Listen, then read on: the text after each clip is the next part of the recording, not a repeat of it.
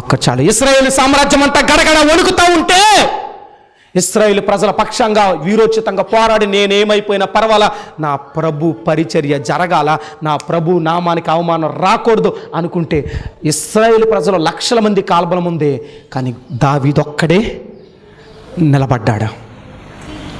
మీకు అర్థమవుతుందా?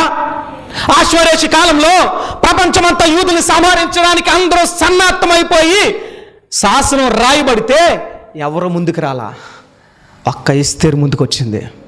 మనం అనుకుంటాం నా ఒక్కడి వల్ల ఏమవుద్ది, నా ఒక్కదాని వల్ల ఏమవుద్ది. నో, ఒక్క దావీదు నిలబడితే గొలియాతును మట్టి కరిపించాడు, ఇశ్రాయేలు ప్రజలకు విజయాన్ని ఇచ్చాడు. ఒక్క తోమ భారతదేశానికి వస్తే భారతదేశానికి సువార్తతో ముంచేశాడు ఈ దినాన్న. ఒక్క ఎస్తేరు నిలబడితే యూదులందరినీ ఏం చేయగలిగింది? రక్షించగలిగింది. మీకు అర్థమవుతుందా? ఒక్క మోషే, నత్తివాడైన ఒక్క మోషే 20 లక్షల కాల్బలాన్ని సమర్థవంతంగా బయటికి తీసుకొచ్చాడు. బానిసత్వపు సంఖ్యల నుంచి బయటికి నడిపించడం ఎంతమందిని వాడుకున్నాడు దేవుడు? ఒక్కనే. ఆత్మీయ జీవితంలో నేను ఒక్కదాని వల్ల ఏమొద్దండి, నేను ఒక్కదాన్ని ఖర్చు పెడితే ఏమొద్దండి, నేను ఒక్కదాన్ని పరిచర్య చేస్తే ఏమొద్దండి, అవసరంలా.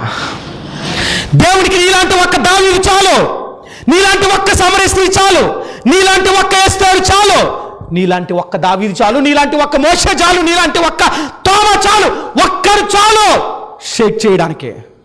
100 మంది 1000 మంది అక్కర్లా.